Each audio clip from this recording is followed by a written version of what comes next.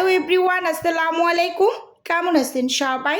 আশা করি আল্লাহ তাআলার অশেষ রহমতে সবাই খুব ভালো আছেন। আলহামদুলিল্লাহ, আমিও ভালো আছি। আজকে আমি আপনাদের সাথে শেয়ার করব ফ্রোজেন পরোটা ভেজে নেওয়ার সঠিক পদ্ধতি এবং সেই সাথে পরোটার ভাজে আমি যে মিশ্রণটি ব্যবহার করি, তো এ টু জেড রেসিপিটা একটু শেয়ার করে দিচ্ছি। আশা করছি রেসিপি ভালো লাগবে। প্রথমেই এখানে আমি 4 কেজি ময়দা নিয়ে নিচ্ছি। তীর যে ময়দাটা আছে, তো আমার হচ্ছে এখানে 80 পিস পরোটা তৈরি করতে হবে। তো এই জন্য হচ্ছে আমি 4 কেজি ময়দা নিয়েছি। তো ময়দাগুলো আমি সাইডে রেখে এখানে একটু দেখিয়ে দিচ্ছি আমি কোন দুধটা ব্যবহার করি। অনেক আপুরাই জানতে চান যে আপু পরোটার ভিতরে আপনি কোন দুধটা ব্যবহার করেন। তো আমি সবসময় diploma instant full milk cream যেটা, ওইটা কিন্তু ব্যবহার করি। এটাই কিন্তু হচ্ছে আমি বাসায় চাটা খাই এরকম। এই দুধটাই আমার কাছে বেশি পছন্দের এরকম আর কি। তো এখন হচ্ছে আমি পরোটার ডো করে নেব।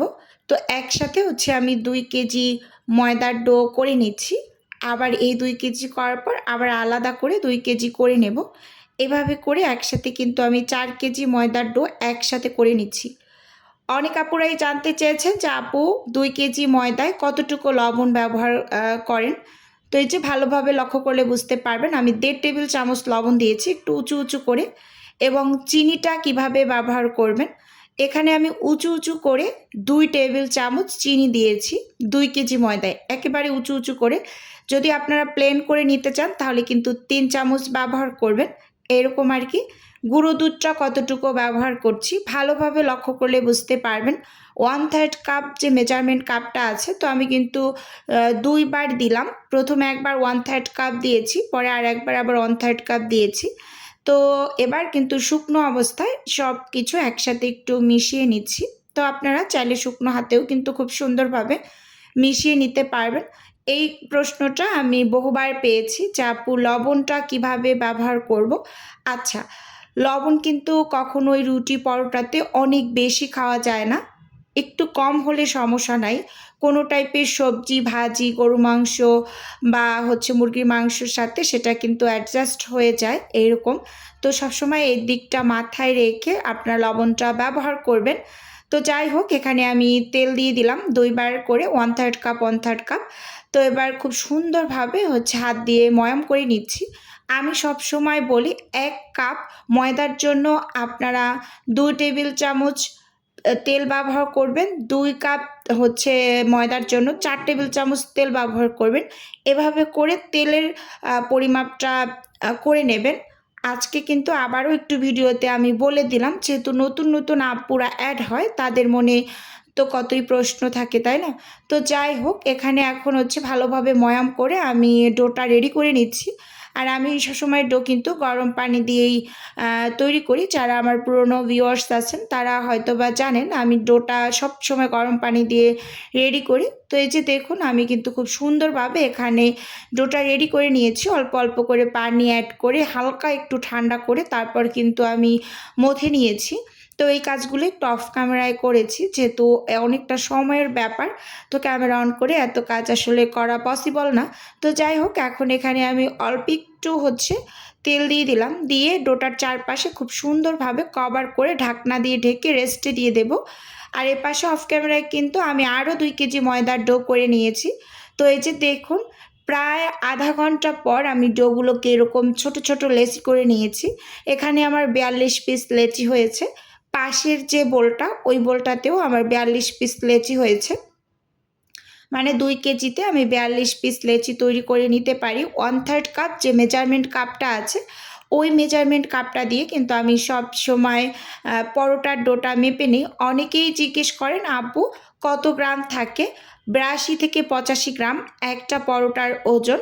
আমি আজকে বলে দিলাম, অনেকেই জানতে চান, কারণ আমি হচ্ছে ভিডিওতে অনেকবার দেখিয়েও দিয়েছি। তো আবারও একটু বলে দিলাম। এবার আমি তেলের মিশ্রণটা রেডি করে নিচ্ছি। এখানে আমি 250 গ্রাম তেল নিয়েছি, সেই সাথে 1 টেবিল চামচ ময়দা দিয়েছি আর 3 টেবিল চামচ দিয়েছি এখানে কর্নফ্লাওয়ার, সেই সাথে এখানে 1 টেবিল চামচ দিয়েছি ঘি। এবার হচ্ছে সব কিছু খুব সুন্দরভাবে একসাথে মিশিয়ে তারপর এটাকে আমি সাইডে রেখে দিচ্ছি। তো আমি সবসময় এই মিশ্রণটাই ব্যবহার করে থাকি। আর এই মিশ্রণটা যদি আপনারা পরোটার ভাজে দেন, পরোটা হবে একেবারে বালিশের মতো ফুলকো, দেখতে যে এত ভালো লাগে কি আর বলবো।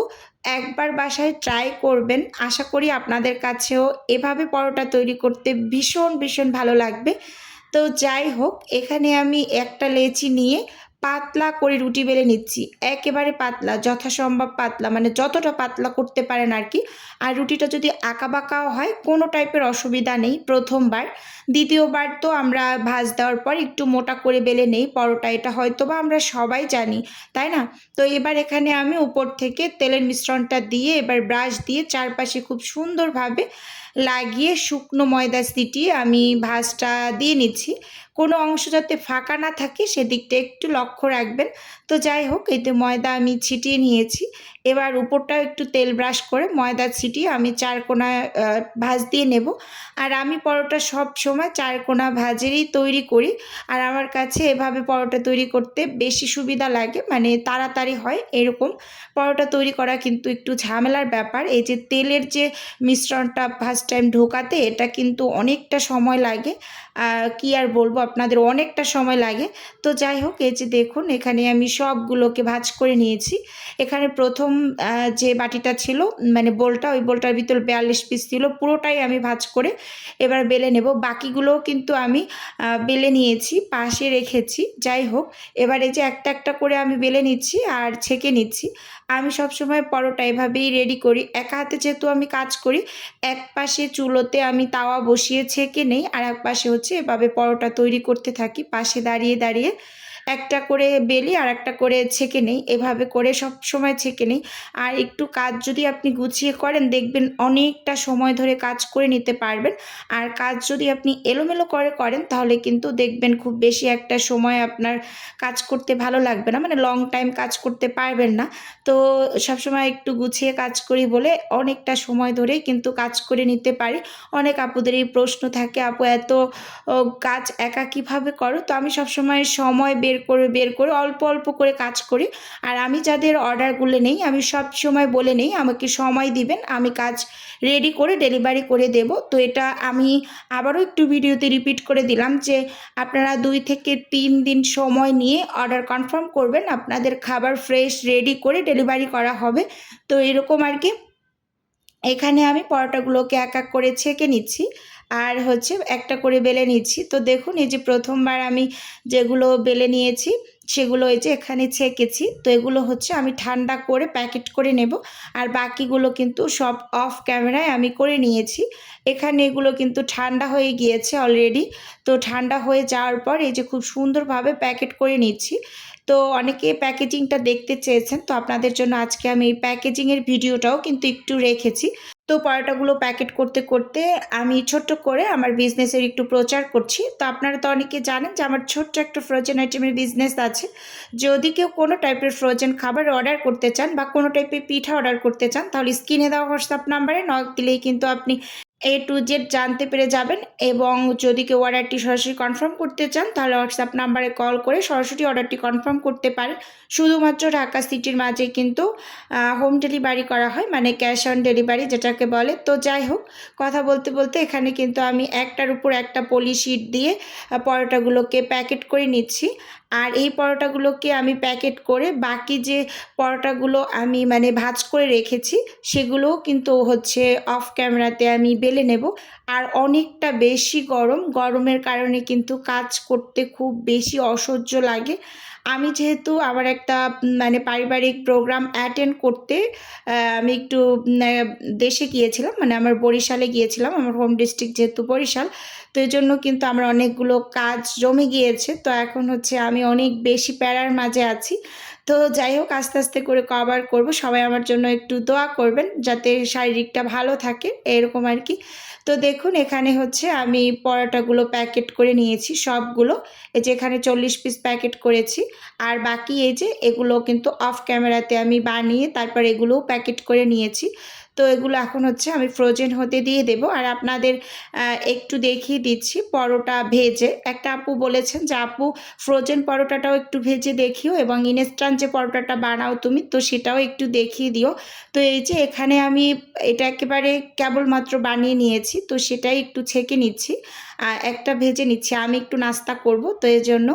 আর একটা ছেঁকে নেব, আমি আমার বাচ্চাকে দিয়ে দেব। তো ২টা পরোটা ছেঁকে নেব, একটা আমি ফ্রোজেন ছেঁকে নিচ্ছি আর একটা হচ্ছে ইনস্ট্যান্ট তৈরি করা। এটা ইনস্ট্যান্ট তৈরি করে নিয়েছি।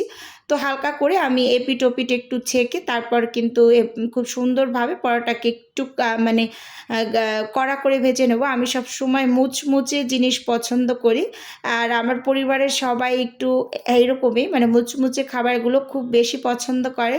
তো যাই হোক, আমি একটু কড়া করে ভেজে নিচ্ছি। আর যারা হালকা করে মানে একটু নরম পছন্দ করেন বেশি, তারা একেবারে উল্টে নেবেন সাথে সাথে। আর আমি একটু কড়া করে ভেজে নিচ্ছি। আর আমাদের পরোটাগুলো কিন্তু উপরটা অনেক বেশি মুচমুচে হয় আর ভিতরে কিন্তু এই যে অধিক লেয়ারযুক্ত এইরকম আর কি। তো ভীষণ মজার হয়। এই যে আমি একটু কালার করে মুচমুচে করে খুব সুন্দরভাবে ভেজে নিয়েছি। আর এই যে দ্বিতীয় পরোটাটা হচ্ছে, এটা কিন্তু ফ্রোজেন অবস্থায় আছে, ফ্রিজে ছিল। তো সেখান থেকে আমি বের করে একটু নিয়ে আপনাদের দেখিয়ে দিচ্ছি যে এটা কিভাবে ভেজে নেবেন। তো প্যানটাকে ফার্স্ট টাইম গরম করে একদম বরফ অবস্থায় পরোটাটা দিয়ে দেবেন। দিয়ে ১৫ থেকে ২০ সেকেন্ডের মতো একটু অপেক্ষা করে তারপর উল্টে কিন্তু খুব সুন্দরভাবে এপিস ওপিস তেল দিয়ে মানে ভেজে নেবেন। যদি কেউ একটু মানে সফট খেতে পছন্দ করেন তারা হালকা করে ভেজে নেবেন। আর যারা আমার মতো একটু মুচমুচে খাবার পছন্দ করেন তারা এই যে খুব সুন্দরভাবে একটু কালার করে তারপর মুচমুচে করে ভেজে নেবেন। আর এই পরোটাগুলো কিন্তু খুব সুন্দরভাবে ফুলে ওঠে, তো দেখতেই পাচ্ছেন। আর এই পরোটাগুলো খেতে মাশাআল্লাহ মাশাআল্লাহ খুবই মজার হয়। যারা খুব মুচমুচে খাবার পছন্দ করেন তাদের জন্য একেবারে বেস্ট। উপরটা হয় একটু ক্রিস্পি আর ভিতরটা অধিক লেয়ারযুক্ত। তো যাই হোক, আজকের ভিডিও পর্যন্তই রাখছি। আল্লাহ হাফেজ, আসসালামু আলাইকুম।